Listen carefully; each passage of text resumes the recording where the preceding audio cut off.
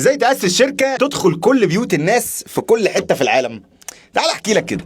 اول حاجة هتأسس شركة في اكتر مكان بيصدر تكنولوجيا للعالم عشان دايما يبقى الجديد عندك. حاجة بقى تدور على كل حاجة الناس بتحتاجها وتبدأ تطور فيها عشان تسهل حياتهم. تالت حاجة بقى اهتم جدا بموضوع الكواليتي ده.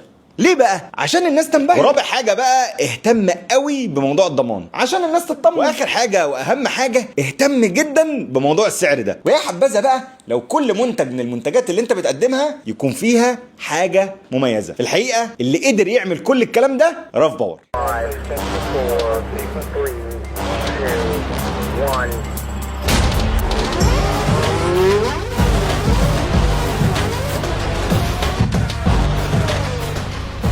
ازيكم؟ عشان تبقى عارف شركة راف باور هي شركة من اقوى الشركات في العالم المتخصصة في الالكترونيكس، ويعني بالاخص كده حلول الشحن والطاقة، وعندهم رينج كبير جدا من المنتجات. اتأسست من 14 سنة في امريكا، ودلوقتي مقرهم الرئيسي في شنزن في الصين، ولكنهم منتشرين في كل انحاء العالم. ونقدر نقول على فكرة ان هم المنافس الاشرس لانكر. من اكتر الحاجات اللي بتميزهم ان هم ما بيهزروش في موضوع الكواليتي ده، وكل منتج من منتجاتهم هتلاقي فيه حاجة مميزة، مغطين كل حاجة ممكن تحتاجها من الالكترونيكس، لدرجه ان انت ممكن ما تستخدمش اي الكترونيكس تانية غير راف باور. ما تبالغش قوي كده. ما بلغش. تعالى اوريك انا بستخدم ايه منتجات راف باور بكميات رهيبه، يعني كل حاجه تقريبا ممكن تكون حواليك راف باور وتكون متكيف كمان. فتعالى اوريك كل حاجه. بص يا سيدي، تعالى ده كابل عادي خالص تايب سي من راف باور، مصنوع من النايلون، معمول له اختبارات 12000 مره.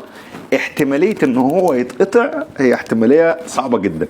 الكابل ده المميز فيه ان هو 60 واط وطوله بص كده 2 متر، فهو بيحافظ على 60 واط على طول 2 متر، ودي حاجه جامده جدا. متوصل بقى بتشارجر نانو بي دي 25 واط، حجمه صغير جدا، وحاجه اسمها 1 فور جلوبال. قرب تعالى افهمك الموضوع ال1 فور جلوبال ده. دي راس شاحن انت تقريبا ممكن ما تشوفهاش في اي مكان تاني. راس الشاحن دي 25 واط باور ديليفري، يعني تقدر تشحن منها لابتوب. نانو تكنولوجي، فيها 2 تايبس، واحد تايب سي وواحد تايب اي، تقدر تشحن بقى الموبايلات القديمه او الجديده. المميز فيها ان فيها كميه استخدامات في كل دول العالم. يعني بص، لو انت عندك الفيشه دي شغال، عندك الفيشه دي شغال، عندك الفيشه الثلاثيه زي ما احنا كنا عاملين فين بتطلع منين.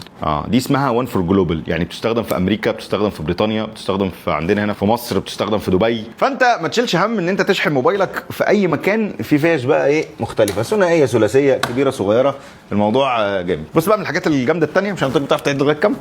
شايف السماعات دي؟ السماعات دي قرب يا مؤمن. السماعات دي من راف باور. السماعات دي تقدر تستخدمها في الاوفيس، هي سماعات رياضيه ولكن تستخدمها في الاوفيس جامده جدا، وزنها خفيف. ولو انت عايز ان انت تبقى طول الوقت سامع اللي حواليك وسامع مزيكا او ترد على المكالمات، تقدر ان انت تركبها. ليه بقى؟ لان هي الصوت بتاعها جامد جدا، الكواليتي بتاعتها عاليه. التشارجنج كيس فيها حاجه مميزه جدا، هي بتشحن السماعه، ولكن فيها هنا اهو نسبه البطاريه قد ايه. لما نحط بقى، بص لما نيجي نحط ده كده بيقول لك نسبه البطاريه قد ايه. فدي حاجه انا ما شفتهاش الصراحه في اي تشارجنج كيس تاني، وزنها خفيف جدا. وايه بقى اهم حاجه؟ انها فريندلي مع النضارات.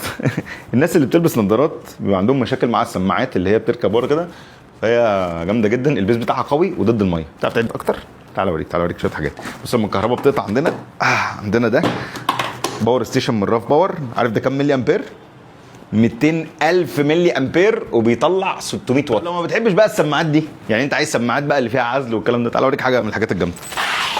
تعالى بص يا سيدي، انت عمرك شفت سماعه ايربادز بالحجم ده؟ شايف حجمها قد ايه؟ اوكي، دي بقى من السماعات من راف باور اللي بتركب جوه الودان، واللي هي الناس اللي بتحب الحاجات اللي فيها رابر كده عشان تعزلك عن العالم الخارجي تماما. الصوت بتاعها قوي وهاي فاي ساوند، والكيس بتاعتها صغيره، لو انت هتحطها في جيبك الموضوع هيكون جامد. طب لو انت بقى ما بتحبش السماعات البلوتوث اصلا، في ناس على فكره ما بتحبش سماعات البلوتوث وبتحب باك تو بيزكس. يعني ايه السماعات السلك؟ انت عارف ان في ناس بتحب سماعات السلك وليها يعني جمهور كبير جدا، لان المايكات بتاعتها من احسن المايكات اللي انت ممكن تستخدمها. وفي ناس اصلا ما بتحبش انها تقعد طول الوقت في مجال البلوتوث، فبيستخدموا، قرب كده معايا، بص دي السماعه السلك اللي على قديمه، ولكن بتطوير عن السماعات بتاعت ابل. ان المايك بتاعها الصراحه الكواليتي بتاعته انا جربته امبارح انا ومؤمن. هذا هو المايك ده الكواليتي بتاعته عاليه جدا لو انت بتعمل كولز، وتقدر ترد منه على المكالمات. وكمان بيستخدم از ريموت كنترول للكاميرا لو انت هتصور محتوى ولا حاجه. ومن احلى الحاجات ان هي فيها رابر كده عشان كمان تقدر تفت في الودان، يعني بتدخل في الودان لفوق. انت عارف الحوار ده يا بريان؟ بصي الفيتنج رهيب، انت ممكن تقعد طول اليوم بتتكلم مكالمات عن طريق هذه السماعه، وفي ناس بتحب كده لحد دلوقتي استخدامها كده، تحس ان هو رايق. عارف احلى حاجه فيها ايه؟ ايه الكيس؟ احلى حاجه فيها الكيس. بصوا الكيس ده دي اللي عاجبه بريهان صح. انت تاخد الكيس ده تحط فيه بقى روج احنا نازلين دلوقتي هوريك شويه حاجات تحت. شايف الباور بانك ده قد ايه؟ ده باور بانك 10000 ملي امبير، بيستخدم تايب سي، يعني في بورت تايب سي وفي بورت تايب اي، وفي هنا اهو انترنال كيبل تقدر انت تستخدمه في شحن الموبايل. في موبايلي بص الباور بانك ده عظيم. بص بتوصل الكيبل كده، شايف؟ بص السكرين بتاعته رايقه قوي. في فكره بقى صايعه، هي حته ان انت ايه تقدر تعلقه في صباعك الصغير والله العظيم انا لقيته على الويب سايت كده، عارفه كده؟ هو معمول عشان يعمل كده. 10000 ملي امبير. من الحاجات الحلوه في راف باور ان هو بيكتب لك الاختبارات اللي تمت على الباور بانك ده قد ايه، اتعمل له سايكل تشارجنج وديس تشارجنج فوق ال1000 مره.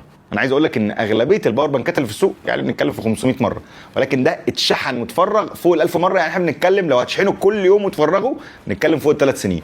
حجمه صغير، وزنه خفيف، باور ديليفري 20 واط، يشحن اللابتوب يشحن الموبايل، في 2 سوكيتس وفي انترنال كيبل، فالحوار جامد. تعال ننزل بقى اوريك شويه حاجات في العربيه جامده قوي. بتعرف تعد لغايه كام؟ تعال اوريكم 4 حاجات موجوده في العربيه انا ما بعرفش استغنى عنهم، وكلهم من راف باور. هنبتدي باصغر حاجه، ال 49 واط الكار تشارجر.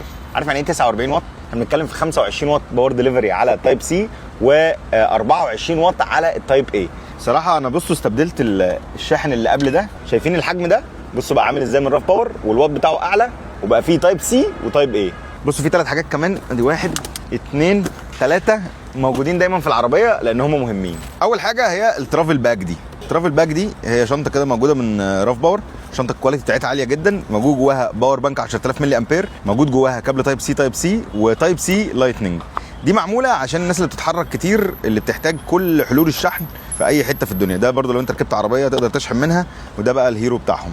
وفكره ان هو تشارجر في 2 تايب اي، وفي واحد فين اهو تايب سي، وزي ما قلت لكم 1 فور جلوبال، يقدر كمان يبقى كونفرتر، ويقدر ان هو يبقى تشارجر، فتقدر تاخد بقى منه كل انواع الفيش اللي حضرتك ممكن تتخيلها من شاحن واحد. اختراع والله. الناس اللي بتسافر هتفهم قيمه هذا الشيء، ان هو معاه باور بانك وشاحن عربيه وشاحن عادي وكابلين وكل الكلام ده في ترافل كيت. دي دايما موجوده في العربيه. الحاجه الثانيه بقى اللي موجوده في العربيه وهو هذا الجامب ستارتر من راف باور. ايه موضوع الجامب ستارتر ده؟ بص انا لسه ما استخدمتوش والله لحد دلوقتي، الحمد لله البطاريه ما عطلتش، ولكن ده وظيفته الاساسيه ان هو يعمل ايه بقى؟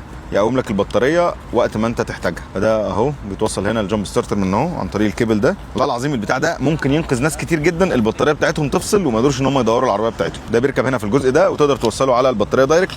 ولو عايز تشحنه بقى تقدر تشحنه عن طريق البيت، وتقدر تشحنه عن طريق الكيبل، وتقدر تشحنه عن طريق العربيه.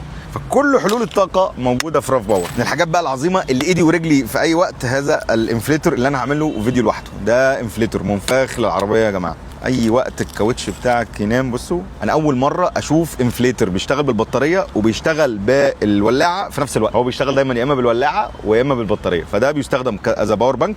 تقدر تستخدمه بقى منفاخ للعربيه او للعجله او للكوره او اي حاجه انت محتاجها، عن طريق ان انت توصل الجزء ده فين اهو. بس يا باشا بقى منفخ للعجل سريع جدا. عايز بقى تاخد اوت عشان هو باور بانك يبقى باور بانك، عايز تشحنه تايب سي يبقى تايب سي، عايز توصله على الولاعه عشان هو مش شغال فتقدر توصله على الولاعه. حاجات مميزه. انا قلت لكم كل حاجه ممكن تستبدلها بحاجات راف باور. تعالوا نطلع نقعد شويه واحكي لكم عن ايه الحاجات اللي انت ممكن تاخدها وانت شغال بره من راف باور. بص من الحاجات اللي انت هتحتاجها وانت شغال بره، الفولدبل هيدفونز دي، اوفر اير، حاجه في الرايق قوي، سوفت، البيس بتاعها قوي، اكتيف نويز كانسليشن على الرايق. بص بقى قرب معايا كده، هذا هو الاختراع اللي قلت لك عليه فوق، هذا الكيبل وهذا الباور بانك. الباور بانك ده 70 واط، تايب سي 1 تايب سي 2 تايب اي 1 تايب اي 2. ده بيطلع لغايه 70 واط وبيشحن توتالي 20000 ملي امبير في ساعه ونص. دي تكنولوجيا كبيره جدا. والحاجه بقى الحلوه الصراحه هذا الكابل الماجنتيك. الكابل ده مغناطيس، مهما فكيته وهو بيلم كده. اختراعات يا جماعه والله العظيم. بصوا ده من النايلون، ده متر و20 سم. انا بستخدمه بقى عشان اقدر اشيله تاني واحطه في الشنطه بتاعتي من غير ما يبقى مكلكع. حط مع ده يشحن اللابتوب شحنه كامله، واقدر اوصله عن طريق هذا الباور ديليفري تايب سي بكل سهوله وانا شغال بره. شفت بقى ان انت ممكن تستبدل كل المنتجات الالكترونيكس اللي انت بتستخدمها بمنتجات راف باور.